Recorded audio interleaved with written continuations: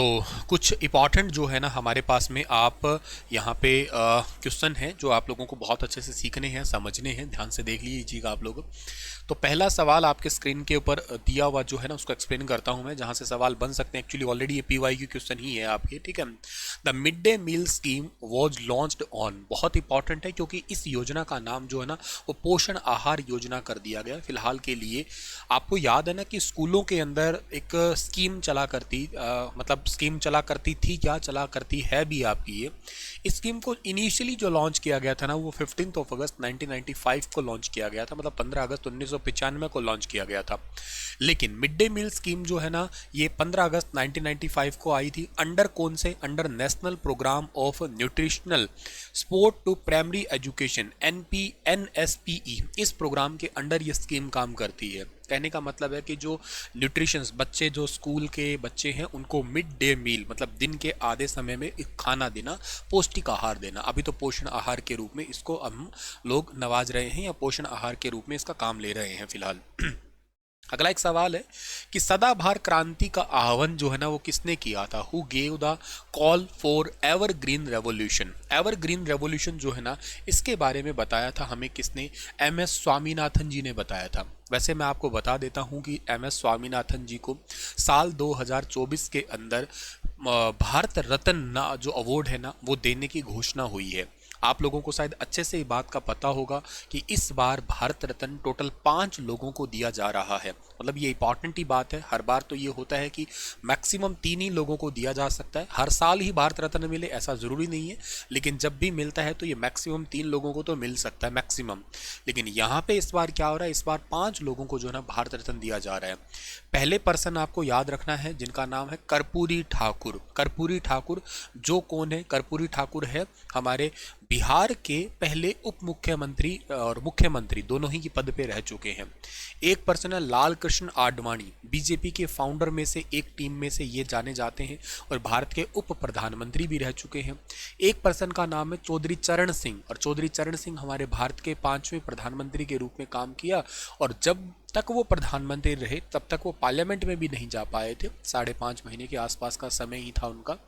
उसके बाद में एक पर्सन है जिनका नाम है PV नरसिम्हा राव, हमारे भारत के 9 नंबर के प्रधानमंत्री बने, गरीबों के मसीहा कहलाए। और एक पर्सन है जिनका नाम है MS स्वामीनाथन। MS स्वामीनाथन जी का तो देहांत अभी पिछले ही साल में 28 सितंबर 2023 को हुआ था।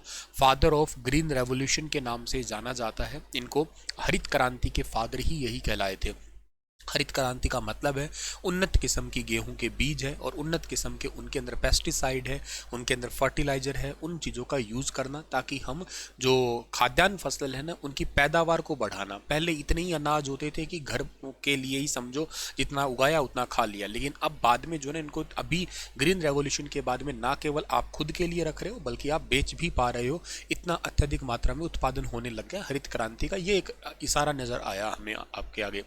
तो ये MS स्वामीनाथन जी है, तो father of green revolution in India and renowned from the scientist MS Swaminathan has give the call of evergreen revolution which implies productivity improvement and without ecological social harm। मतलब ऐसा भी नहीं है कि किसी व्यक्ति विशेष को खास उससे कुछ नुकसान हो, इस करके एवरग्रीन जो है ना एवरग्रीन रेवोल्यूशन का ये आह्वान इन्होंने किया था।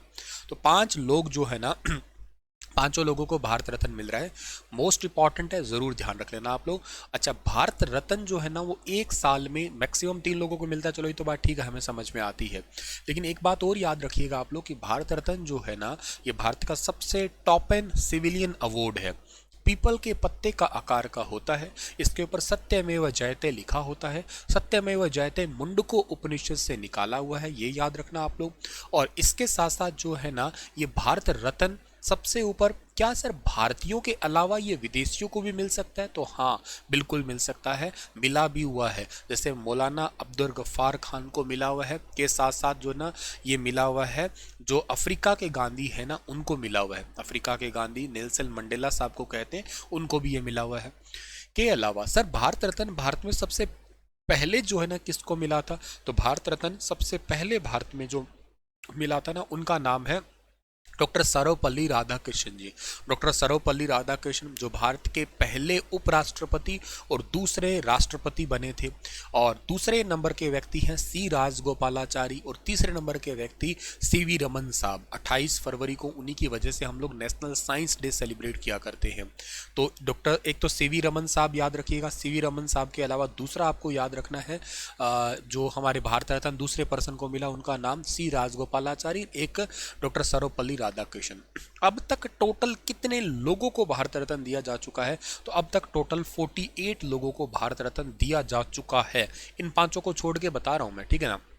तो सबसे पहले तो भारत रत्न जो मिला था ना, वो एक तो सीवी रमन साहब को मिला था, ठीक है ना, सीवी रमन।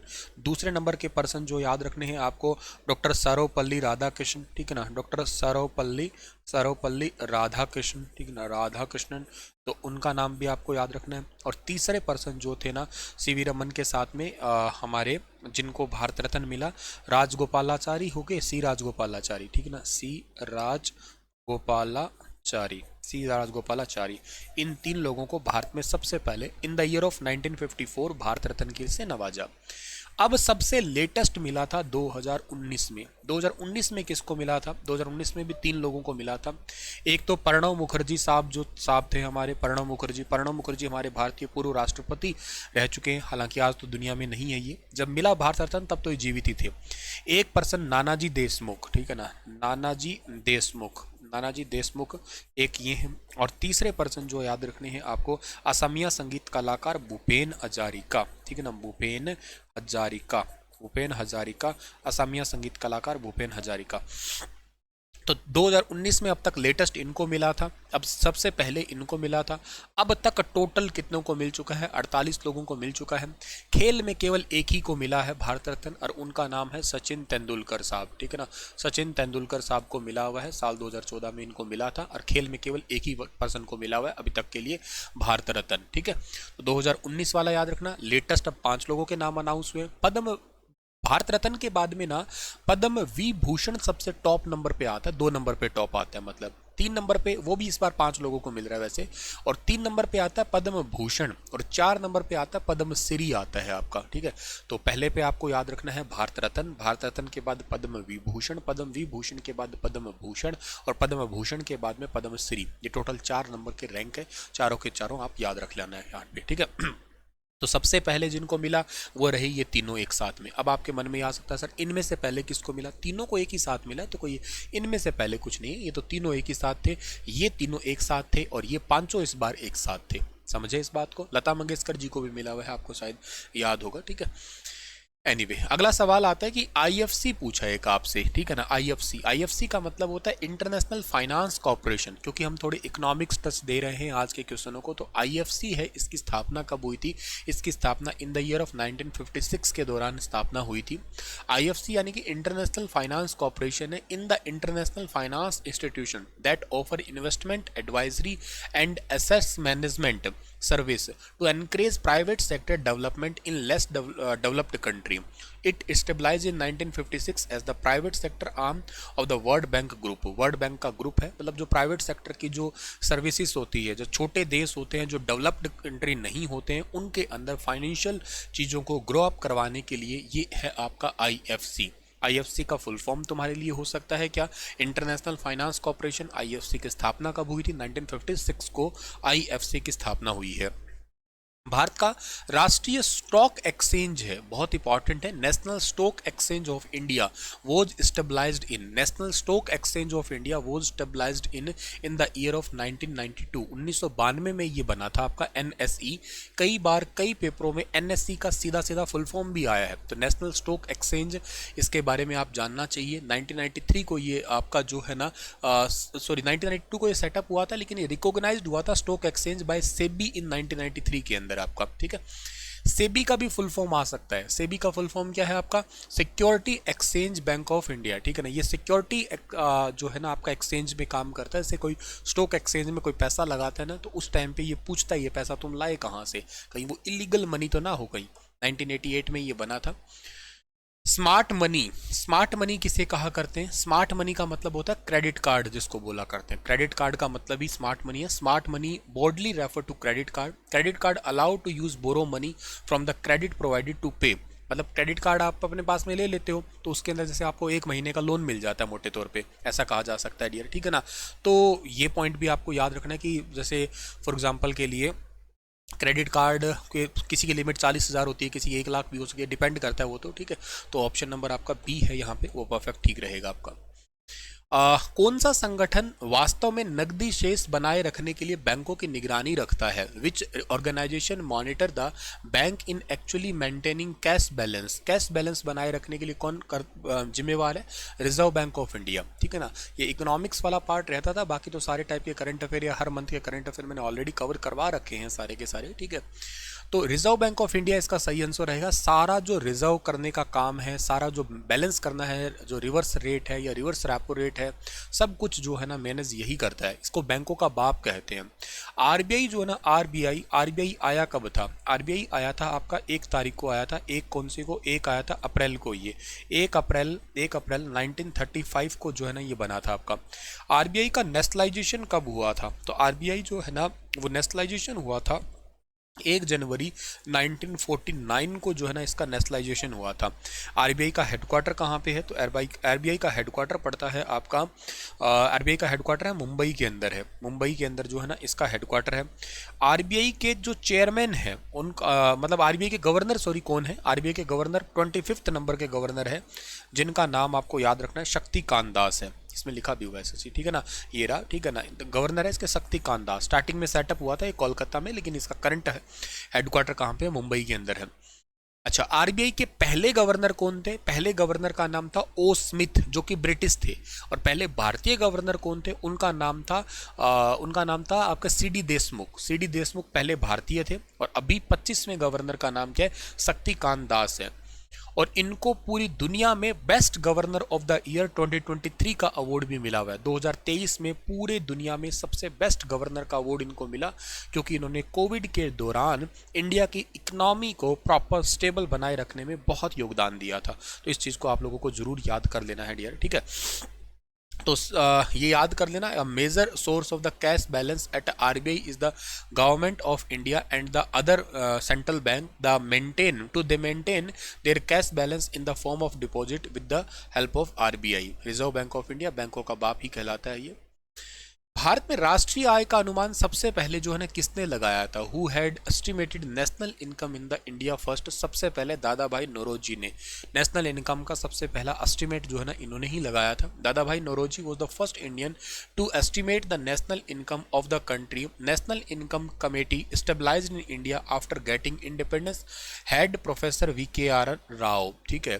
तो मतलब सबसे पहले नेशनल इनकम और नेशनल इनकम का अनुमान लगाने वाले दादा भाई नौरोजी साहब थे। सिंपल सवाल। भारत में पहली बार कागजी मुद्रा का प्रचलन किस साल में हुआ था? Paper currency was first started in India in which year? कौन से साल के अंदर पेपर करेंसी की शुरुआत हुई थी? तो कागजी मुद्रा, जैसे आपका नोट होता है ना 10 रुपए का, 20 रुपए का, जो भी है नोट है, ऐसे नोट की शुरुआत 1861 के अंदर हुई है। ब्रिटिश इंडिया के दौरान ही स्टार्ट हुई है, 1861 के अंदर ही। पेपर करेंसी एक्ट 1861 ही था आपका ये। चार्ल्स कैनिंग जो है ना was the first to introduce paper currency in India and subcontinent in 1861 officially. तो चार्ल्स कैनिंग के थ्रू सबसे पहले इंडिया के अंदर पेपर करेंसी है, इसकी शुरुआत हुई थी इन द ईयर ऑफ 1861। उसके बाद में अगली बात ये आती है आपके पास में, नेक्स्ट आपका है कि पहली पंचवर्षीय योजना के अंत में भारत में कितने आईआईटी जो है ना वो सेटअप हो गए थे? तो भारत में टोटल 5 आईआईटी, ये अपने आप में बड़ी इंपॉर्टेंट बात है। 5 IIT at the end of the first 5-year plan 1956 में 5 Indian institute of technology setup हो गए थे। The target growth is 2.1% and the actual growth is 3.6%। It was based on the Herald Domar model. पहली पंचवर्षीय योजना Herald Domar model पे आधारित थी। दूसरी थी पीसी महाबलोनिस पे। तो दोनों ही पूछी जाती है वैसे। अच्छा, इनके सबके ईयर बता देता हूँ आपको मैं क्या क्या थे। देखो, पहली पंचवर्षीय योजना पहले में ही है, तो मतलब एक 5 साल की थी तो 5 हो गया। 1951 से लेके 1956 तक थी पहली आपकी। सेकंड कब आई होगी? सेकंड आई है 1956 से लेके 1961 तक चली है आपकी। थर्ड कब चली है सर? थर्ड है आपकी 1961 से लेके 1966 तक। 3 लगातार चली थी, 3 के बाद में 3 का गैप आया था। चौथी कब आई है? चौथी आई है आपकी 1969 से लेके 1974 तक चली है। फिफ्थ कब आई है सर? आपकी फिफ्थ आई है 1974 से लेके 1978, और पांचवी ऐसी थी जो 4 साल चली थी आपकी, ध्यान रखना। और 2 के बाद में फिर से 2 का गैप आ जाएगा। उसके बाद में छठवीं कब से चलेगी सर? ये 1980 से लेके और 1985 के बीच में चली है ये। सातवीं कब चली है सर? 1985 से लेके और ये 1990 तक चली है आपकी। उसके बाद में 2 के बाद में फिर 2 का गैप आ जाएगा। फिर आपकी जो है ना 6-7 होगी आठवीं। आठवीं कब चली है? ये चली है 1992 से लेके 1997 तक चली है। नौवीं कब चली है? 1997 से लेके और 2002 के तक चली है ये। 10वीं कब चली है? 2002 से लेके और 2007 तक चली है ये आपकी। उसके बाद में 11वीं कब चली है? आगे कोई गैप नहीं है एक्चुअली, 2007 से लेके और 2012 तक चली है। उसके बाद में 12वीं कब चली है? 2012 से लेके और 2015 तक, और ये लास्ट है आपकी। ये लास्ट मार्च 2017 तक जो है ना, वो भी बात आपको यहाँ से याद कर लेना है कि वो 2015 की ही पंचवर्षीय योजना थी। मार्च 2015 में सबसे लास्ट पंचवर्षीय योजना, 17 में 12 से 17, सॉरी 15 नहीं, 12 से 17, मार्च 2017 तक जो है ना लास्ट पंचवर्षीय योजना आई थी। और इसके बाद में, इससे पहले ही एक्चुअली इसके बाद में देखा 1 तारीख को, यानी कि 1 जनवरी 2015 को जो है ना इंडिया के अंदर क्या आ गया था? इंडिया के अंदर एक डिपार्टमेंट आ गया जिसका नाम क्या है? नीति आयोग आ गया। नीति आयोग। नीति का फुल फॉर्म भी आपको पता होना चाहिए क्या है। नीति का फुल फॉर्म है national institute of transforming India, ठीक है ना, national institute of transforming India. ये भी बात आप याद रखना। नीति आयोग यानी कि national institute for transforming India. इसके अध्यक्ष कौन है नीति आयोग के? वो भी आपको पता होना चाहिए। भारत के प्रधानमंत्री है। उपाध्यक्ष कौन है इसके? वो है अभी करंट में सुमन के बेरी। और इसके सीईओ कौन है? उनका नाम है BVR सुब्रमण्यम, ठीक है ना, BVR सुब्रमण्यम अभी के लिए। और हेडक्वार्टर कहाँ पे है इसका? हेडक्वार्टर इसका न्यू दिल्ली के अंदर है। पंचवर्षीय पालन की अवधारणा किस देश से उधार ली गई थी? The concept of the 5 year plan. 5 year plan जो है ना हमने रशिया से लिया था, रशिया से लिया है हमने 5 ईयर प्लान, ठीक है ना। तो ये भी पॉइंट भी आप लोगों को यहाँ से याद कर लेना है डियर, ठीक है। और रशिया इसको पहले USSR यानी कि union of Soviet and socialist republics के नाम से जाना करते थे इसको हम लोग। ICICI इसका फुल फॉर्म आपसे पूछा है, तो ICICI का फुल फॉर्म है क्या यहाँ पे?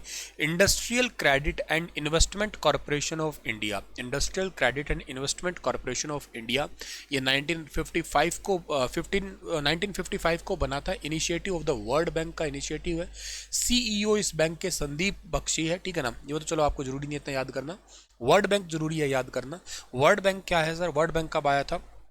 तो जो वर्ल्ड बैंक है, ठीक है ना, वर्ल्ड बैंक, ये वर्ल्ड बैंक आपका आया था 1944 को आया था, 1944 में। इसका हेडक्वार्टर कहाँ पे है? इसका हेडक्वार्टर वर्ल्ड बैंक का जो है ना वो है वॉशिंगटन DC के अंदर। वॉशिंगटन DC जो कि USA का कैपिटल है। और वर्ल्ड बैंक के जो अभी करंट में चेयरमैन है ना, उनका नाम क्या है? उनका नाम है अजय बंगा, ठीक है ना, अजय बंगा। अजय बंगा इसके करंट में चेयरमैन है, ध्यान रखना, जो कि भारतीय मूल के ही हैं एक्चुअली, तो ठीक है ना, भारतीय मूल के ही हैं वो तो। नेक्स्ट आपका आता है कि योजना आयोग की स्थापना कौन से साल के अंदर हुई थी? अच्छा देखो, प्लानिंग कमीशन के 5 ईयर के प्लान तो थे, लेकिन उसकी सेटअप कब हुआ था? तो उसका सेटअप हुआ था इन द ईयर ऑफ 1950, 1950 में सेटअप हुआ था। 15 मार्च 1950 को जो ना प्लानिंग कमीशन आया था। It was set up under the recommendation of advisory planning board. It was under the chairmanship of the KC Neogy. इनकी चेयरमैनशिप की अध्यक्षता के अंदर जो ना ये सेटअप किया गया था आपका कौन सा कमीशन? 5 year plan commission. अब नीति आयोग आ चुका है। नीति आयोग को थिंक टैंक भी कहते हैं आप लोग, ठीक है ना, थिंक टैंक। भारत के अंदर पंचवर्षीय योजनाओं को अंतिम स्वीकृति किसके द्वारा दी गई थी? ये दी गई थी नेशनल डेवलपमेंट काउंसिल के थ्रू दी गई थी। नेशनल डेवलपमेंट काउंसिल NDC और द राष्ट्रीय विकास परिषद is the apex body of the decision making. और इसकी स्थापना हुई थी 6 अगस्त 1952 को। एक्चुअली योजना आयोग के जो अध्यक्ष हुआ करते थे ना, वो भी प्रधानमंत्री ही हुआ करते थे पहले, ठीक है। इसके बाद में आता है कि वर्ल्ड ट्रेड ऑर्गेनाइजेशन यानी कि WTO, one of the most important question है, इसके भी सवाल कई बार आते हैं पेपर में। WTO की स्थापना कब हुई? पहले तो ये पता होना चाहिए। ये हुई थी स्थापना इसकी 1 जनवरी 1995 को, 1995 को। इसका हेडक्वार्टर कहाँ पे पड़ता है सर? इसका हेडक्वार्टर पड़ता है जिनेवा के अंदर, इसका हेडक्वार्टर पड़ता है जो कि स्विट्जरलैंड में है, ठीक है। अच्छा, इसके अभी करंट में डायरेक्टर जनरल कौन है? इसके डायरेक्टर जनरल का नाम है ओकांजो नागोंजी ओकांजो, नोकांजी ओकांजो, ओकांजो इवोला, इवोला, ठीक है ना, ये नाइजीरिया की है और फर्स्ट वुमेन है ये, नागोंजी ओकांजो इवेला, ये नाइजीरिया की है, फर्स्ट वुमेन है ये, जो अब तक कभी भी WTO यानी कि वर्ल्ड ट्रेड ऑर्गेनाइजेशन में कोई महिला चेयरपर्सन नहीं बनी थी, फर्स्ट वुमेन बनी है, फर्स्ट अफ्रीकन बनी है और नाइजीरिया की है, ये ध्यान रखना आप लोग। और इनका जो है ना मूल रूप से बढ़ावा किसको देता है, ये देता है मल्टीलैटरल ट्रेड को बढ़ावा देता है, इनका एक काम ही यही है। The overall objective of WTO is help to member use trade as a means to raise living standard, create job and improve people lives. Formation हुआ था इस तारीख को 28 साल पहले। इसके मेंबर कंट्री कितने, 164 है, हेडक्वार्टर इसका जेनेवा स्विट्जरलैंड में है। मतलब दो इतने देश है, जैसे ये टोटल इसके मेंबर कंट्री आपको बताया मैंने अभी कितने, इसके मेंबर कंट्री जो है ना वो है 164। तो 164 देशों के अंदर जो है ना वो मल्टीलेटरल व्यापार हो सके, भाईचारे के रूप में व्यापार हो सके, एक दूसरे के प्रतिद्वंदी ना हो, और व्यापार जितना ज़्यादा बढ़ेगा उतना लोगों का जो है ना वो लिविंग स्टैंडर्ड है ना उसके अंदर भी इंक्रीमेंट आएगा कहीं ना कहीं, क्योंकि अमीर होगा तो जाहिर सी बात है लिविंग स्टैंडर्ड तो अच्छा हो ही जाएगा। इसी के अंदर हेडक्वार्टर जेनेवा में और किसी का भी है क्या, हाँ WHO का भी है आपका, WHO का भी, वर्ल्ड हेल्थ ऑर्गेनाइजेशन जो है ना इसका भी हेडक्वार्टर है आपका यहाँ पे, ठीक है ना। अच्छा सर, वर्ल्ड हेल्थ ऑर्गेनाइजेशन जो है ना ये तो चलो ठीक है आपका, पर वर्ल्ड हेल्थ ऑर्गेनाइजेशन कब आया था, ये आया था आपका 7 तारीख को आया था, ठीक है ना, 7 तारीख को आया था, 7 जैन, नहीं जैन कहाँ बोल रहा हूँ मैं, 7 तारीख को आया था, 7 अप्रैल को, 7 अप्रैल 1948 को आया था ये, 7 अप्रैल 1948 को आया था WHO। और इसका हेडक्वार्टर कहाँ पे, इसका हेडक्वार्टर अभी तो बताया था मैंने आप लोगों को कि इसका हेडक्वार्टर जिनेवा में ही है, स्विट्जरलैंड में। इसके डायरेक्टर जनरल कौन है, इसके डायरेक्टर जनरल का नाम है Tedros, Tedros Adhanom, Tedros Adhanom, Tedros Adhanom Ghebreyesus है। और इसका जो क्या कहते हैं हेडक्वार्टर हो गया, ये हो गया, ठीक है चलो। पर एक बात और याद रखना, WHO के थ्रू ना एक वर्ल्ड हेल्थ डे भी मनाते हैं हम लोग। अब हम इंडिया में या दुनिया में कहिएगा वर्ल्ड हेल्थ डे सेलिब्रेट किया करते हैं। और वर्ल्ड हेल्थ डे कब मनाते हैं हम लोग, ये मनाते हैं 7 अप्रैल को। पहला हेल्थ डे कब मनाया गया था, फर्स्ट जो सेलिब्रेट किया गया था ना वो सेलिब्रेट किया गया था 7 अप्रैल को ही, 7 अप्रैल 1950 को सेलिब्रेट किया गया था फर्स्ट वर्ल्ड हेल्थ डे, ठीक है। तो इस चीज़ को भी आप लोगों को यहाँ से याद करना है डियर, आगे बढ़ते रहिएगा आप लोग, ठीक है। नेक्स्ट है आपका यहाँ पे नाबार्ड। नाबार्ड का एक तो फुल फॉर्म पूछा जाता है, वो भी बहुत ज़रूरी है। नाबार्ड है national bank for agriculture and rural development. NABARD का फुल फॉर्म क्या है, नाबार्ड का फुल फॉर्म है आपका national bank for agriculture and rural development. ये जो गाँवों के अंदर जितनी भी आपकी इंफ्रास्ट्रक्चर डेवलप करने के लिए जो एजेंसियां हैं ना उन्हीं के लिए बना है। जैसे फॉर एग्जांपल एक बहुत सिंपल एग्जांपल देता हूं, अभी गाँवों के अंदर ना सोलर पैनल लगाए जा रहे हैं प्रधानमंत्री कुसुम योजना के चलते हुए। हरियाणा के अंदर उसमें 75% की सब्सिडी मिल रही है।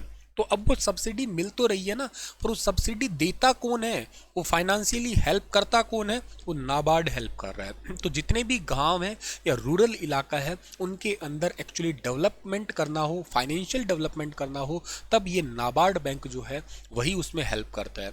नाबार्ड बैंक का इन्होंने पूछा है एक मोटे तौर पे हेडक्वार्टर ही, तो हेडक्वार्टर इसका मुंबई के अंदर पड़ता है, ध्यान रखना आप लोग, ठीक है।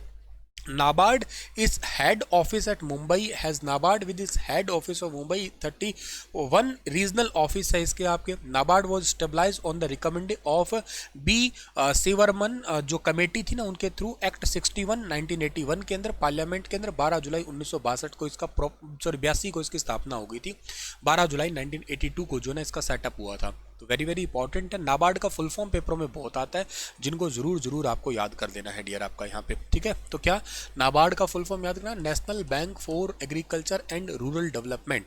ये है आपका हेडक्वार्टर मुंबई में। जो हेडक्वार्टर बता रहा हूँ वो वेरी इंपॉर्टेंट है, पूछे जा सकते हैं आपसे पेपरों में, तो याद कर लेना जिनको। अच्छा, अगला सवाल है कि भारत में राजकोषीय नीति किसके द्वारा तैयार की गई है। Fiscal policy in India is formulated bye, तो ये पॉलिसी किसके द्वारा तैयार की गई, द फाइनेंस मिनिस्टर के द्वारा। फाइनेंस मिनिस्टर के द्वारा इंडिया के अंदर जो ना राजकोषीय नीति तैयार की गई है। In economics and political science fiscal policy is used to government revenue collection and expenditure of the influence country's economy. मतलब हम एक फिस्कल पॉलिसी में देखते भी तो यही है कि हमने कितना तो कमाया है और कितना हम लगा, क्या हमारे खर्चे हैं, क्या हमारे पास बच रहा है, कितना हमें उधार लेना पड़ रहा है। ये सब कुछ एक मौद्रिक नीति तैयार करना बहुत ज़रूरी होता है। एक बात। दूसरी बात, हमारे भारत के अंदर जो फाइनेंस मिनिस्टर है उनका नाम क्या है? उनका नाम करंट में है निर्मला सीतारमण जी, निर्मला सीतारमण।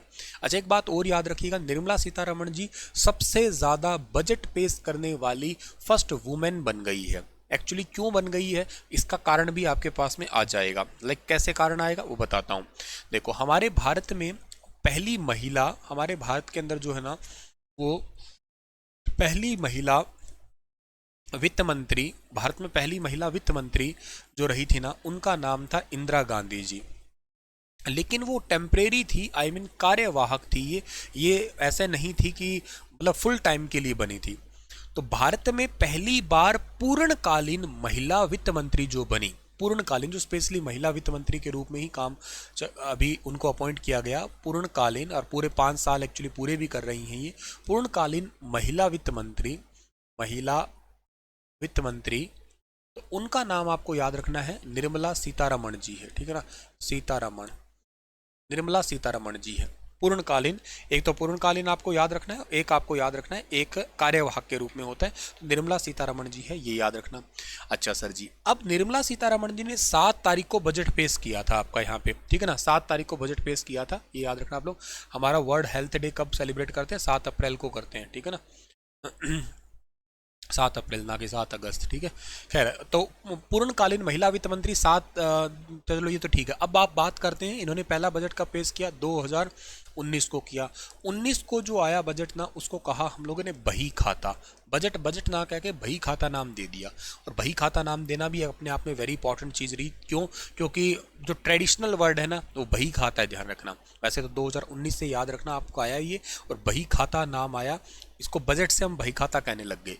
2020 का जो बजट था ना, इन्होंने सबसे लंबा बजट भाषण दिया है। एक्चुअली इनको याद रखना है आपको, लॉन्गेस्ट बजट स्पीच दी है इन्होंने, लॉन्गेस्ट बजट स्पीच दी है इन्होंने।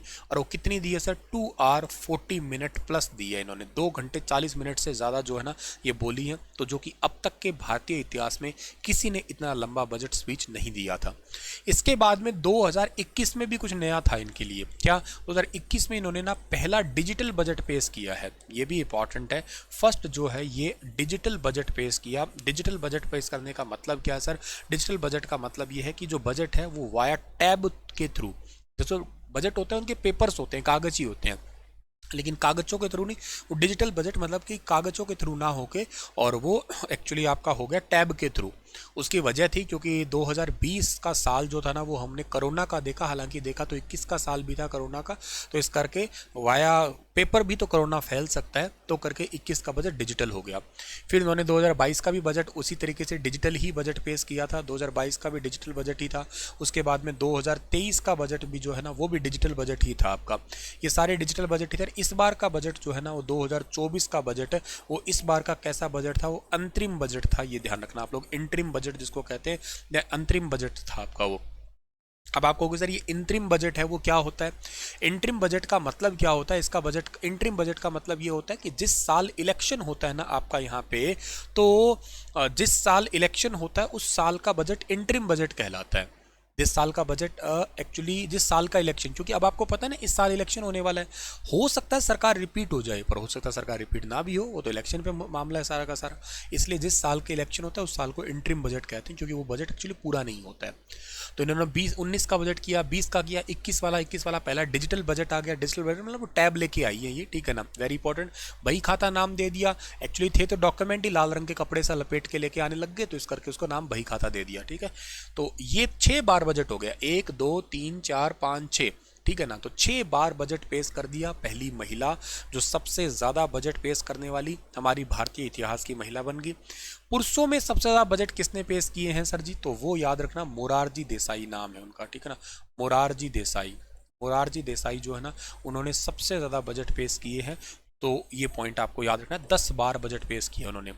अच्छा, in terms of word, in terms of जो है ना, वो वर्ड की बारे में अगर हम बात करते हैं यहाँ पे, तो वर्ड के टर्म में हमारा सबसे लंबा जो बजट दिया है ना, वो किसने दिया है? वो दिया है वर्ड के टर्म में मनमोहन सिंह जी ने दिया है, ठीक है ना। मनमोहन सिंह, ठीक है ना, मनमोहन सिंह ने दिया है। और वो कितना दिया है सर जी? वो दिया है आपका 18,000 प्लस वर्ड थे उसके अंदर, 18,640 10 के आसपास के वर्ड थे, पर 18,000 शब्दों के साथ में सबसे लंबा बजट जो था ना, शब्दों के हिसाब से लंबा बजट था मनमोहन सिंह जी का। अच्छा, स्पीच के हिसाब से सबसे लंबा बजट था किनका? हमारी निर्मला सीतारमण जी का। ओवरऑल सबसे छोटा जो बजट अब तक दिया है ना, वो दिया था 1977 के अंदर एच.एम. पटेल साहब ने। एच.एम. पटेल साहब ने केवल 10 मिनट का बजट था और उसमें 800 वर्ड थे, केवल 800 शब्द थे, ठीक है। अच्छा, कुछ लोगों का यहाँ पे ये है कि सर ये बजट जो आया था इसमें तो पेपर था, डिजिटल तो था ही नहीं, टैब तो थी नहीं। तो पेपर तो होते ही हैं पास में, ऐसा नहीं कि पेपर नहीं होते। डिजिटल बजट लाने का मतलब ये होता है कि ये सेम बजट आपको यूनियन बजट मोबाइल एप्लीकेशन के ऊपर वहाँ पे अपडेट कर दिया जाता है। डिजिटल बजट का मतलब ये है। तो मतलब बजट की कॉपीज जो है ना, वो अब हर जगह ऑफलाइन डिस्ट्रीब्यूट नहीं करनी पड़ती, उसी को वाया एप्लीकेशन के थ्रू, वाया पोर्टल के थ्रू डिस्ट्रीब्यूट कर दी जाती है। दिस मीन डिजिटल बजट, ठीक है। ऐसा नहीं कि कागज ही गायब कर दिए, वो तो हो भी जाएगा, अगर इन फ्यूचर के लिए होगा, अभी के लिए इतना नहीं है, धीरे धीरे होगा वो। एनीवे, आगे बढ़ते हैं हम लोग। अगला जो सवाल हमारे पास में है कि भारत का सबसे बड़ा राष्ट्रीयकृत बैंक कौन सा है? Which is the largest nationalised bank of India? That is SBI, state bank of India. सबसे बड़ा ये आपका राष्ट्रीयकृत बैंक है। State bank of India is the largest nationalised bank. It is the biggest public sector bank of India. Chairperson इसके दिनेश कुमार खारा है। स्थापना इसकी 1 जुलाई 1955 को हुई थी। हेडक्वार्टर जो है इसका मुंबई में है और इसको पहले इंपीरियल बैंक ऑफ इंडिया के नाम से जाना करते थे। मतलब इस बैंक का पुराना नाम क्या था? इंपीरियल बैंक ऑफ इंडिया इसका पुराना नाम था। 1 जुलाई 1955 को इसकी स्थापना हुई। दिनेश कुमार खारा इसके चेयरपर्सन है। स्टेट बैंक ऑफ इंडिया इसका पूरा नाम है। इंडिया का सबसे बड़ा नेशनलाइज्ड बैंक है, ठीक है। दो चीजें होती है यहाँ पे, एक होता है प्राइवेटाइजेशन होता है, एक होता है नेशनलाइजेशन होता है। इन दोनों शब्दों का फर्क क्या है आपका समझो। मान लेते हैं मेरी कोई कंपनी है, ठीक है ना, मेरी कंपनी का नाम स्टार IQ है, ठीक है ना, मेरी कंपनी है स्टार IQ। अब मैं मान लेता हूँ कि स्टार IQ कंपनी को 100% मैं ऑनरशिप में चला रहा हूँ, चलो ठीक है। अब अगर मैं इस कंपनी को, स्टार IQ कंपनी का 50% से ज़्यादा, 50% प्लस 1 अगर है, एटलीस्ट ये मिनिमम रिक्वायरमेंट है, 50% प्लस 1% अगर मैंने मान लेते हैं कि ये कंपनी गवर्नमेंट को दे दी है, तो अब ये कंपनी का हो गया है क्या? अब इस कंपनी को आप लोग बोलने वाले हो कि इस कंपनी का सर आपने जो है ना वो कर दिया है, एक्चुअली नेशनलाइजेशन कर दिया है आपने, नेशनलाइजेशन हो गया, मतलब इसका राष्ट्रीयकरण हो गया। और अगर मैं कहूं यहाँ पे कि कोई कंपनी है आपकी और उस कंपनी का, अगर मैं इसी कंपनी का, मान लेते हैं कि गवर्नमेंट कंपनी होती 100%, अगर ये गवर्नमेंट कंपनी होती और इस गवर्नमेंट कंपनी का मैं 50% से ज़्यादा, ठीक है ना, गवर्नमेंट कंपनी का मैं 50% से ज़्यादा क्या करूं, प्राइवेट को दे देता हूं। अब मान लेते हैं कि यही कंपनी है, 50% तो हो गया आपका यहाँ पे। अब यही कंपनी मान लेते हैं गवर्नमेंट होती है, अब ये 100% गवर्नमेंट कंपनी होती है, पर इसका 50% से ज़्यादा मतलब स्टैंडर्ड क्राइटेरिया 1%, मतलब 51% हो गया। इतना अगर मैं किसी प्राइवेट बंदे के हाथ में दे देता तो इट मीन्स होता इसका प्राइवेटाइजेशन हो गया आपका। तो आपने कई बार सुना होगा ना कि कंपनियों का प्राइवेटाइजेशन हो रहा है। तो प्राइवेटाइजेशन हो रहा है मतलब सरकारी चीज़ें, स्वामित्व की चीज़ें, उनको 50% से ज़्यादा हक दे दिया गया प्राइवेट बंदे को। सर ये 50+1 का मिनिमम क्राइटेरिया क्यों है? तो वो ऐसा इसलिए कि 50% तो आधा आधा हो गया। अब मान लेते हैं कि दो कंपनी, एक कोई बंदा है, कोई सीर का काम करते हैं, आप बोलते हैं, जैसे मान लेते हैं कोई दुकान खोली है तो कहते सीर में खोल ली भाई। इसका मतलब है कि जितना भी आएगा 100 रुपये कमाए तो 50, 200 कमाए तो 100 हो गए, आधा आधा होगा, 50-50 होगा आपका। 50 से ज़्यादा होता है ना जिसके पास में, उसके पास में एक्चुअली डीएम पावर होती है। डीएम पावर बोले तो डिसीजन मेकिंग पावर होती है, वो खुद फैसले ले सकता है। तो ऐसे किसी कंपनी में से निकल के इतना हो तो उसको नेशनलाइजेशन कहते हैं। तो इसका सबसे बड़ा बैंक भारत का SBI है। इस बात को आपको यहाँ से याद कर लेना है डियर, ठीक है ना। होप आप इस बात को बहुत अच्छे से समझ पा रहे होंगे। ये one of the most important concept होता है हमारी इकोनॉमी का। अच्छा, एक इकोनॉमी में ना एक चीज़ और है जो आपको बहुत ढंग से याद करनी है, आजकल बहुत पॉपुलर है वो। जैसे जब भी कोई बजट आता है ना तो वो प्राइमरी सेकेंडरी सेक्टर पूछे जाते हैं पेपरों में। देखो, एक होता है प्राइमरी सेक्टर होता है, एक होता है सेकेंडरी सेक्टर होता है, एक होता है टर्सरी सेक्टर होता है, एक होता है क्वार्डनरी सेक्टर होता है, एक होता है फिफ्थ नंबर सेक्टर होता है। आमतौर पे जितने भी बच्चे हैं ना, उनको ये फर्स्ट सेकंड थर्ड मतलब इन तीन सेक्टर के बारे में बहुत अच्छे से पता होता है। फोर्थ और फिफ्थ सेक्टर जो है ना, वो आमतौर पे नहीं पढ़ रहे होते हैं। आप मुझसे बहुत ढंग से समझ लीजिएगा, मैं आपको इस बात को बहुत अच्छे से एक्सप्लेन कर देता हूँ पांचों को ही। मैं इस बात को क्यों एक्सप्लेन कर रहा हूँ, क्योंकि उसका एक न्यूज़ है। वो क्या न्यूज़ है? अभी प्रधानमंत्री नरेंद्र मोदी जी ने 2022 के दौरान लाल किले से घोषणा की थी कि हमने पूरे 75 साल पूरे कर लिए हैं और 2047 में हमारे पूरे 100 साल पूरे हो जाएंगे आज़ादी के। तब तक हम लोग डेवलपिंग कंट्री से डेवलप्ड कंट्री के अंदर, यानी कि विकासशील भारत से हम लोग जो है ना, विकासशील भारत से विकसित भारत के अंदर जो है ना, विकसित भारत के अंदर कन्वर्ट कर लेंगे। यही कुछ कहा गया था ना हमारा, ठीक है ना। विकासशील भारत से हम लोग क्या करेंगे, विकसित भारत में कन्वर्ट कर देंगे। तो डेवलपिंग से डेवलप्ड की तरफ चले जाएंगे हम लोग 2047 तक। अब आप ये कहोगे सर, कोई देश डेवलप्ड कब कहलाएगा? तो में नहीं है ना कि कोई देश को हम कैसे कहेंगे कि ये डेवलप्ड है, ये डेवलपिंग है। तो उसमें दो तीन फैक्टर बहुत मायने रखते हैं। पहला तो ये कि किसी देश का टर्सरी सेक्टर 50% से ऊपर चला जाएगा ना, वो देश डेवलप्ड कंट्री कहलाएगा। किसी भी देश का अगर ये टर्सरी सेक्टर जो है ना, ये 50% से ऊपर हो जाएगा तो वो देश डेवलप्ड कंट्री की कैटेगरी में आ जाएगा। पहली तो बात ये। दूसरी बात पर कैपिटा इनकम जो है ना, वो इंक्रीज हो जाए, हर पर्सन के पास रोजगार हो जाए, बेरोजगारी कहीं देखने को ही ना मिले, तब आप उस देश को डेवलप्ड कंट्री के रूप में मान लीजिएगा। अब आइए समझते हैं इस सारी कहानी को। वैसे भारत के पास ये टर्सरी सेक्टर है ना, ये 50% से ऊपर जा चुका है, बट स्टिल हम डेवलपिंग में है, डेवलप्ड में नहीं है। एंड वाई सर, इसका रीज़न क्या है? वाई वही समझाता हूँ आपको मैं। देखो, प्राइमरी सेक्टर में बहुत अच्छे से पता है आपको सब क्या आता है, रॉ मटेरियल आता है। फॉर एग्जाम्पल के लिए इसके अंदर क्या आती है, इसके अंदर गेहूँ कोई उगाता है, किसान मतलब इसी के अंदर ही आता है। कहने का सेंस ये है, किसान जो है ना, वो गेहूँ इसके अंदर उगा लिया, चावल उगाता है वो आपका, वो गाय भैंस रखता है, ठीक है ना, गाय है, भैंस है, बकरी है, भेड़ है, ठीक है ना। मतलब इससे वो क्या निकाल रहा है, वो दूध उत्पादित कर रहा है वो, ठीक है। और ये सारी चीज़ें जो है ना प्राइमरी सेक्टर में है। बोले तो सब चीज़ें किसके अंदर आते हैं हम लोग, बोले तो इसके अंदर आते हैं सारी की सारी चीज़ें, आपकी रॉ मटेरियल आता है, मतलब कच्चा माल जिसको कहते हो आप लोग, जो बनाते हो, प्रोड्यूस करते हो, सब कुछ किस में आता है, प्राइमरी सेक्टर में आता है आपका। अच्छा, ये सब कुछ प्राइमरी सेक्टर में है, ये सारा आपने रॉ मटेरियल हो गया सारा।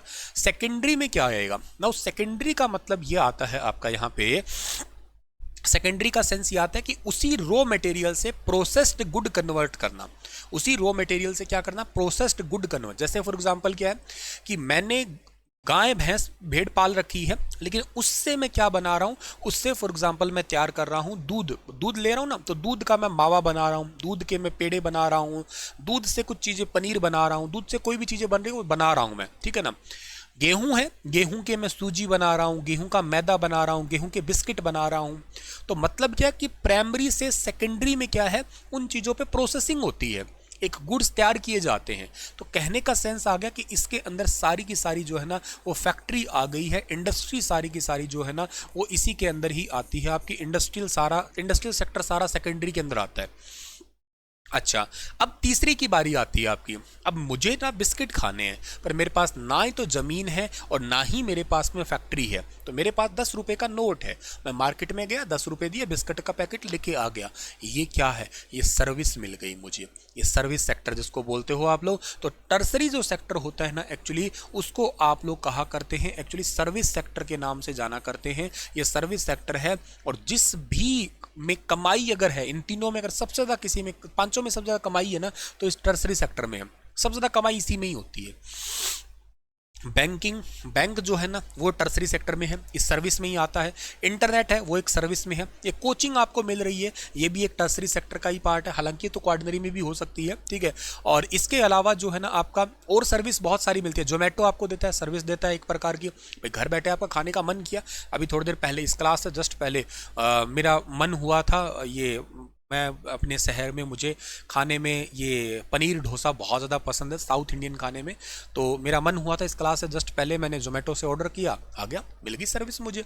मुझे कहीं जाना नहीं पड़ा, कहीं लाइन में नहीं लगना पड़ा, बैठना नहीं पड़ा, मेरे पास पैक होके आ गया, बस बात खत्म, खा लिया। सर्विस ही तो हुई। जोमेटो है, स्विगी है, सब क्या है, सर्विस का तो काम मिल रहा है आपका। आजकल जैसे दूध भी आपके पास में कोई देने आता है तो वो भी एक टाइप की सर्विस है ना। तो ये बहुत सारी सर्विस खुल चुकी है, मल्टीपल सर्विसेज है। हॉस्पिटल में जाते हो वो भी एक टाइप की एक सर्विस है आपकी। घर से मेडिकल चेक, ये ब्लड चेकिंग वगैरह है, वो भी घर से हो जाती है, वो भी क्या आपकी सब कुछ सर्विस है ये।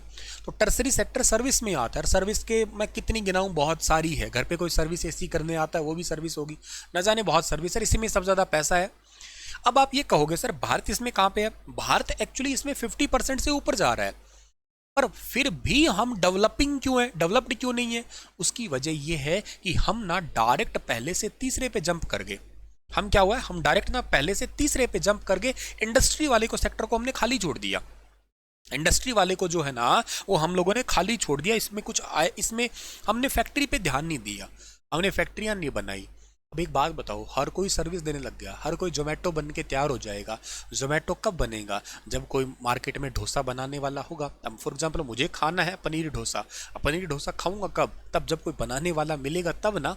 मतलब इंडस्ट्री तो होना बहुत ज़रूरी ना। मुझे बिस्किट खाने हैं, पर बिस्किट बनाने वाली फैक्ट्री तो होनी बहुत ज़रूरी है ना उसके लिए। मुझे मावा खाना है, पेड़ा खाना है, पर पेड़ा मावा बनाने के लिए उस टाइप की दुकान तो होनी ज़रूरी है ना। मतलब उस टाइप की फैक्ट्री होना बहुत ज़रूरी है ना। हाँ सर, होनी चाहिए। उसके लिए ये सेक्टर हमारा गैप में आ गया। तो भारत में डेवलप्ड ना बनने के पीछे की एक वजह तो ये है, हालांकि और भी वजह है। एक वजह ये है कि हम प्राइमरी से सीधा टर्सरी पे आ गए, सेकेंडरी को गैप दे दिया। अब हम इसको फिल करते जा रहे हैं, धीरे धीरे इंडस्ट्रीज जो है ना वो ग्रो करते जा रहे हैं, मल्टीपल इंडस्ट्रीज लगा रहे हैं। अभी थोड़े दिन पहले भारत सरकार ने ना कोलेट्रल लोन जो है ना उसके लिए बैंकों को कहा है कि आप 20 लाख रुपए तक माइक्रो इंडस्ट्रीज को जो है ना दिल खोल के लोन दे दो। माइक्रो इंडस्ट्री क्या होती है? माइक्रो इंडस्ट्री वो इंडस्ट्री होती है जो इनका इन्वेस्टमेंट 1 करोड़ तक का होता है। सालाना जो ईयरली टर्नओवर वो जो करते हैं ना, वो करते हैं 5 करोड़ से ऊपर का ना हो। एक ऐसा बिजनेस, एक ऐसा सेटअप जो शुरू हुआ हो 1 करोड़ तक के रुपए में और सालाना वो 5 करोड़ से ऊपर ना जाता हो कमाने के हिसाब से, उस इंडस्ट्री को आप लोग जो है ना वो माइक्रो इंडस्ट्री के नाम से जाना करते हैं। उसको माइक्रो इंडस्ट्री कहते हो आप लोग। और इनको सरकार ने कहा है कि आप 20 लाख रुपए तक बिना किसी गारंटी के लोन दे सकते हो। जितने भी बैंक वगैरह है ना, उन बैंकों को सबको कहा है आपका यहाँ पे कि 20 लाख रुपए तक का लोन इनको दे सकते हो। बैंक लोन देने से डरते हैं। बैंक जो है ना बिना गारंटी के तो लोन देने के लिए डरते हैं। बैंक हुए या एनबीएफसी आपके जो है नॉन बैंकिंग फाइनेंशियल ग्रुप जो होते हैं ना, ये बिना लोन देने, बिना गारंटी के, अभी मान लो मैं ज़मीन पे लोन लूँ तो ठीक है, सोने पे लोन लूँ तो ठीक है, लेकिन बिना गारंटी के कैसे लोन दे दे? सरकार कह रही है तुम टेंशन ना लो, अगर ये नॉन प्रॉफिट एसेट बनते, नॉन परफॉर्मिंग एसेट बनते हैं, मतलब ये लोन नहीं चुकाएंगे ना, कोई दिक्कत नहीं है, 85% मैं दे दूंगा तुम्हें। भाई 100 रुपये का किसी ने लोन लिया है, किसी ने नहीं चुकाया, डिफाल्टर हो गया, 85 रुपये मैं दे दूंगा, 15 रुपये तुम भुगत लेना। इससे तुम्हारा भी फायदा हो जाएगा। सारे थोड़े ना नॉन परफॉर्मिंग बनते हैं, कोई 2-4 बनेंगे तो हम भुगत लेंगे। अरे ये किनको मिलेगा? जो उद्यम पोर्टल पे रजिस्ट्रेशन करवाएगा। ऐसा किस लिए किया जा रहा है? ये इसीलिए किया जा रहा है ताकि सेकेंडरी सेक्टर है ना उसको भरा जा सके। भारत में छोटे छोटे मजले मजले उद्योग बहुत सारे खुले तो हमारा ये सेकेंडरी सेक्टर फिल हो जाए। दूसरा, हम डेवलप्ड इसलिए नहीं बने क्योंकि पर कैपिटा इनकम अच्छी नहीं है। तीसरा, हम लोग, हमारे भारत में अभी हर घर में रोजगार नहीं है। तो अगर इन चीज़ों पर हम लोग चले जाते हैं, रोजगार सबके पास आ जाता है, इस भारत को कोई नहीं रोक सकता। मैं कह रहा हूँ ये कनाडा, अमेरिका, ये सब कुछ पीछे हट जाएंगे। भारत के पास एक चीज़ की पूंजी है। किस चीज़ की पूंजी है? इसके पास जनसंख्या है सर। जनसंख्या से क्या होता है? जापान से पूछो इसके बारे में। जापान बूढ़ों का देश हो चुका है। जापान में रिसेशन चल रही है, बता दूं। उसके अंदर दुनिया के टॉप 5 इकोनॉमी में अब वो चौथे नंबर पे आ गया, पहले तीसरे पे था। जर्मनी पछाड़ के तीसरे पे आ गया। क्यों? क्योंकि वहाँ पे बूढ़ो, जापान में मरते ही नहीं है, पता नहीं यार क्या खाते हैं, मरते नहीं, 100 साल से ऊपर चलते हैं। ऑन एन एवरेज वहाँ की एज 65 साल हो चुकी है। जवान बच्चे पैदा हो नहीं रहे, जवान है नहीं। पहले तो ब्याह ही नहीं कर रहे, ब्याह करें तो टिंडू मिंडू पैदा नहीं हो रहे, है ना। पैदा हम बाद में कर लेंगे, बाद में कर लेंगे, वो करते ही नहीं है बच्चे, अपने काम में बिजी रहते हैं। तो वही रह गए, और तो नई जनसंख्या नहीं आई ना। तो प्रॉब्लम ही बहुत है इस प्रकार की। भारत के पास सब कुछ है, बस सिवाय एक चीज़ के कि अभी अनएम्प्लॉयमेंट वाला इशू बहुत बड़ा है। अगर वो सुधर जाए, कोई सरकार इसके ऊपर ध्यान दे ले, कोई खास कोई नई पॉलिसी ले आए, तो कोई कमी नहीं है। बाहर जैसा देश ही नहीं है दुनिया में। दुनिया वैसे पागल मूर्खों की तरह भटकने जाती है। कोई कहता है कनाडा जाते हैं, कोई कहता है कि मैं वहाँ जाऊँ। अरे कनाडा में क्या है, वो लोग सेवादार रखते हैं, माइनस टेम्परेचर में रखते हैं, -15 -20 डिग्री सेल्सियस में जो टेम्परेट रीजन है ना उनका, वहाँ रखते हैं वो। फ्रूट पैकिंग करवाते हैं बंदे, खुद ही पैक हो के आते हैं, फिर जम जाते हैं वहाँ पे। कोई कहता है मैं ट्रक ड्राइवर हूँ, डॉलर में करोड़ों कमा रहा हूँ। अरे तू कमा ही रहा है, जी नहीं पाएगा उनसे, आनंद नहीं ले पाएगा।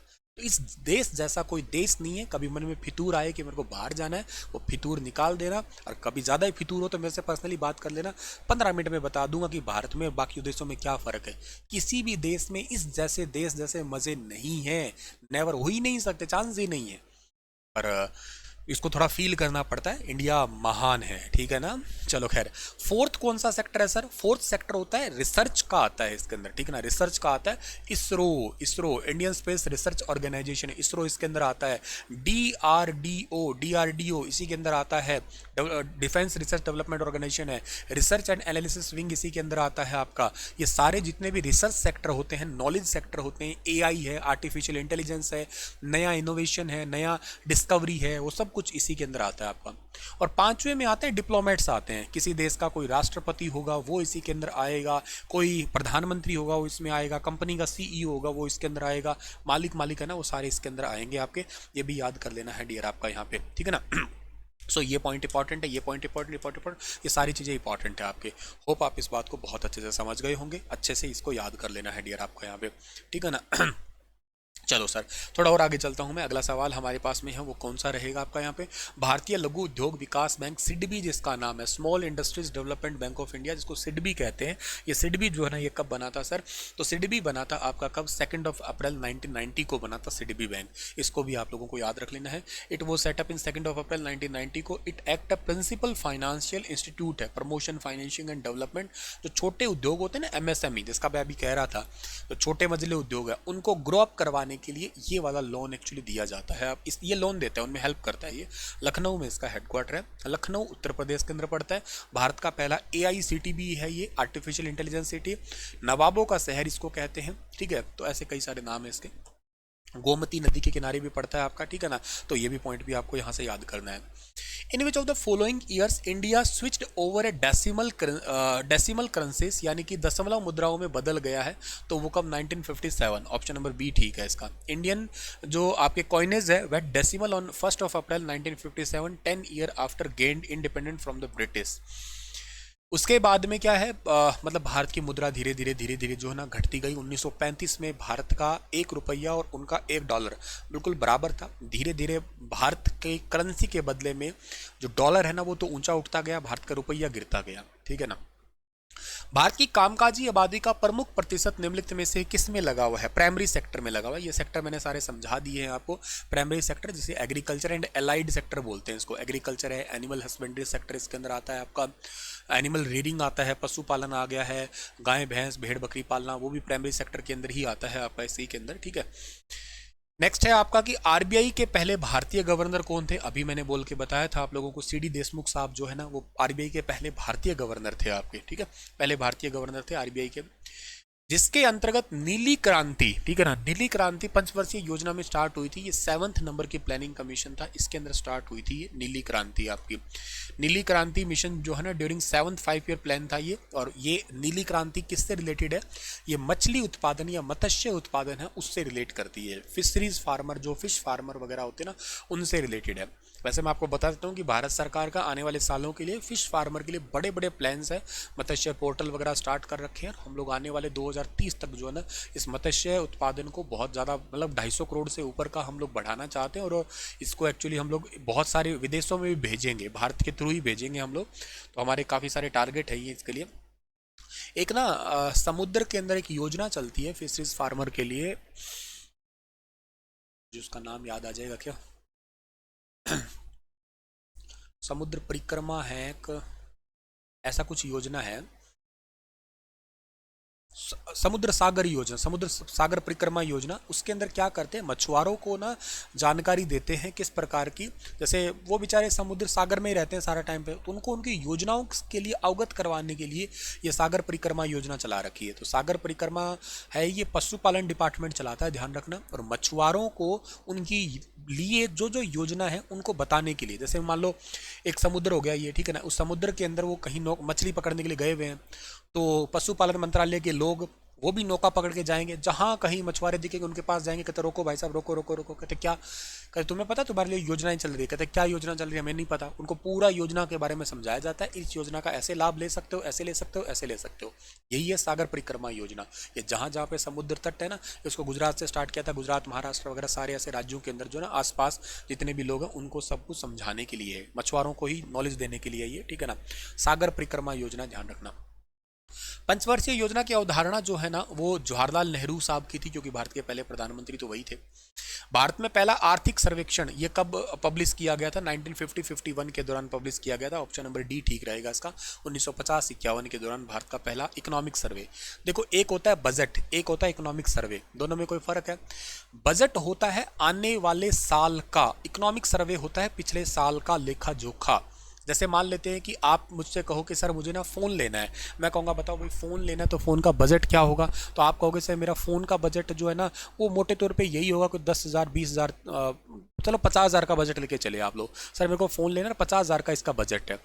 अब मैं कहूँगा यार फ़ोन लेना है 50,000 का बजट है, मतलब तुम 50,000 रुपये जेब में भर के लेके जाओगे, यही तो बात है ना, भर के लेके जाओ जेब में, जैसे भी है 50,000 रुपये लेके जाओगे, यही तो तुम्हारा फ़ोन का बजट होगा ये। अब मैं यही चीज़ आपको बताने की कोशिश करूं कि बजट हो गया आने वाला, मतलब आप फ़ोन लेने से पहले एक्चुअली पैसे जेब में लेके गए थे, यही तो बजट कहलाए ना आपका। लेकिन अगर मैं आपको कहूं कि ये फ़ोन आप इस साल में क्या क्या लिया आपने, सर आपको मैंने एक फ़ोन ले लिया, आपने लिख दिया 50,000 रुपये। मैंने एक पेंसिल ले ली, सर मैंने एक पेंसिल ली थी, आपने लिख दिया 50,000। मैंने सर एक पेन लिया था, लिख दिया आपने उसके लिए पैसा जो भी लिया था। ये पूरे साल का जो आपने रिकॉर्ड तैयार किया ना, वो रिकॉर्ड क्या कहलाया, वो सर्वे कहलाया, वो इकोनॉमिक सर्वे है। तो सरकार ने पूरे साल में क्या खर्चा किया किस चीज़ के लिए, वो इकोनॉमिक सर्वे है। और आने वाले साल में किन किन चीज़ों पर खर्चा करने वाली है, दैट इज़ बजट है। बजट हमेशा आता है 1 फरवरी को, इकोनॉमिक सर्वे आता है हमेशा 31 जनवरी को आता है, उससे एक दिन पहले आता है आपका, ठीक है। अगला सवाल कौन सा आता है हमारे पास में, भारतीय रिजर्व बैंक का राष्ट्रीयकरण। ये अभी बताया था मैंने, 1949 को हुआ था, 1 जनवरी 1949 को भारतीय रिजर्व बैंक का जो ना राष्ट्रीयकरण हुआ था, नेशनलाइजेशन हुआ था। Which of the following industry is known as the sun rising industry, तो इन्फॉर्मेशन टेक्नोलॉजी है, सूरज की तरह आगे ग्रो हो रही है। IT सेक्टर आजकल बहुत तेजी से ग्रो हो रहा है फिलहाल के लिए, इसी में ही तो सब कुछ पैसा बनता है आजकल। नीति आयोग कब आया था, 1 जनवरी 2015 को आया था, यह भी बताया था अभी मैंने। नीति आयोग जो है ना उसके चेयरमैन हमेशा कौन होते हैं, वो हमारे भारत के प्रधानमंत्री ही होते हैं। और नीति आयोग और योजना आयोग में एक ही फर्क था कि योजना आयोग में भारत का कोई भी मुख्यमंत्री शामिल नहीं था, इसमें भारत के सभी राज्यों के मुख्यमंत्रियों को शामिल कर दिया गया है, ये याद रखना। सभी राज्यों के मुख्यमंत्री हैं इसके अंदर, और के साथ साथ इसके अंदर और क्या इंपॉर्टेंट है, और सभी राज्यों के मुख्यमंत्री के अलावा जो यूनियन टेरिटरी है उनके जो एडमिनिस्ट्रेटर कह लो या आप लोग, या उनके LG, वो भी इसके अंदर शामिल है। अगला है कि विश्वव्यापी महामंदी में हुई थी, द वर्ल्ड वाइड ग्रेट जो डिप्रेशन टुक प्लेस, वो कब हुआ था, 1929 के दौरान हुआ था आपका। और निम्नलिखित में से भारत के शेयर बाजार को नियंत्रित कौन करता है, सेबी करता है, अभी तो बताया था मैंने, ठीक है ना, security and exchange board of India जिसको बोला करते हैं आप लोग। वैसे इसकी स्थापना 1988 में हुई थी, पर यह काम करने लगा था 1992 के अंदर काम करने लगा था। भारत में स्टॉक मार्केट में आप पैसा लगाना चाहते हो, मान लेते हैं आप कोई भी आदमी पैसा लगाना चाहता है और उसके अंदर आप लगा दिए 5,000 करोड़ लगा दिए, एकदम 5,000 करोड़ लगा दिए, सुबह लगाए शाम निकाल के लेके चले गए, इससे भारत का स्टॉक मार्केट जो है ना, शेयर बाजार, वो ऊपर नीचे हो जाएगा बहुत जल्दी से। अब बात ये आती है कि इतना पैसा आपने लगाया तो उससे पहले सेबी आपसे पूछेगा कि भाई तू ये पैसा लाया कहाँ से है। आप कह दोगे मेरी कमाई हुई है, कमाई हुई तो बता तो देना, हमें भी बता दे, हम भी कर लेंगे ऐसे धंधा। तो कमाई हुई कहाँ से है, क्योंकि सेबी को इस चीज़ से क्या है, भारत में तो चलो टास ही, पर विदेशी आके लगा देते हैं, लगा सकते हैं, हाँ लगा सकते हैं। और प्रॉब्लम क्या करते हैं, प्रॉब्लम ये है कि वो इलीगल तरीके से, कहीं से चुराया हुआ पैसा हो सकता है, आतंकवादी गतिविधि से पैसा हो सकता है, तो वो पूछने के लिए कि भाई तुम ये पैसा लाए कहाँ से लाए, इसकी वजह बताओ, प्रूफ बताओ इसका, कहाँ की इलीगल पैसा ना हो कहीं ये, उसके लिए आपका कंट्रोल करने का सेबी का ही काम है। भारत सरकार को सर्वाधिक राजस्व कहाँ से प्राप्त होता है? देखो ये चेंजेज हो जाते हैं, इसको अब छोड़, जैसे कॉर्पोरेट टैक्स हर बार जरूरी नहीं है, जैसे जीएसटी से ज़्यादा हो रहा है अब तो मतलब वो डिपेंड करता है, जीएसटी वैसे हो तो अभी जीएसटी से ज़्यादा हो रहा है, सबसे ज़्यादा कमाई भारत की, ये भी इसको छोड़ दीजिएगा, 8% से ज़्यादा है अभी। भारत में वित्त मंत्री में भारत किस वित्त मंत्री ने भारत में सेवा कर की अवधारणा पेश की थी? आपकी डॉक्टर मनमोहन सिंह ने। सर्विस टैक्स जो है ना इंट्रोड्यूस हुआ था 1994 के अंदर। भाई जैसे फॉर एग्जांपल आपको जोमेटो खाना दे रहा है तो वो कभी देखना उसके बिल के अंदर नोटिस करना, वो कुछ परसेंटेज कुछ रुपए सर्विस टैक्स के ले लेता है आपसे। सर जैसे आप किसी रेस्टोरेंट में जाओ, चलो जोमेटो छोड़ो, आप लोग रेस्टोरेंट में जाके बैठते हो तो जब आपके पास में बिल आता है, किसी अच्छे रेस्टोरेंट में जाते हो तो आपके पास बिल आता है तो कुछ परसेंटेज कुछ पैसा जुड़ा होता है विद सर्विस टैक्स के। मतलब आप वहाँ बैठे हो, आपको पानी पकड़ाया है, आपको अच्छी सी कुर्सी दी गई है, आपको एसी दिया गया है, आपको माहौल दिया गया है, आपको आपके पास में आपने कहा वेटर इधर आओ, फिर जाओ, फिर दोबारा आओ, फिर जाओ, आपने ये कारनामे किए थे, ये सब कुछ सर्विस थी, आपको इस चीज़ के लिए पैसा देना पड़ेगा, तो यू हैव पे फॉर इट। तो वो किसके लिए? वो वही सर्विस टैक्स है। इसको सबसे पहले इंट्रोड्यूस किसने किया था? वो किया था मनमोहन सिंह जी ने किया था इन द ईयर ऑफ 1994 के अंदर जो है ना उसको इंट्रोड्यूस किया था सबसे पहले। ठीक है, 10 बजट के साथ सबसे अधिक बजट किसने? मोरारजी देसाई ने किया था 10 बजट। सबसे ज़्यादा बजट अभी बताया था मैंने, सबसे ज़्यादा इन्होंने ही किया था, ये सबसे ज़्यादा बजट आपके। ठीक है, तो चलिए डियर, आज का ये वाला सेशन जो है ना हम लोग यहीं पे ही वाइंड अप करते हैं और मिलते हैं फिर अगली क्लास के अंदर। तब तक अपना ख्याल रखना आप लोग और हंसते मुस्कुराते ज़रूर रहना आप लोग, ठीक है ना। और मेरी तरफ से आप सभी को wish all the best for your exam, ठीक है ना। स्टार IQ चैनल पे मैं आप लोगों के लिए क्लासेस लेता ही रहूँगा, बहुत सारी क्लासेस आगे लूँगा, अभी आने वाले दिनों में कई सारे करंट अफेयर की क्लासेस लूँगा, तो आप लोगों से कनेक्ट हो जाना सभी के सभी लोग, ठीक है। Thank you.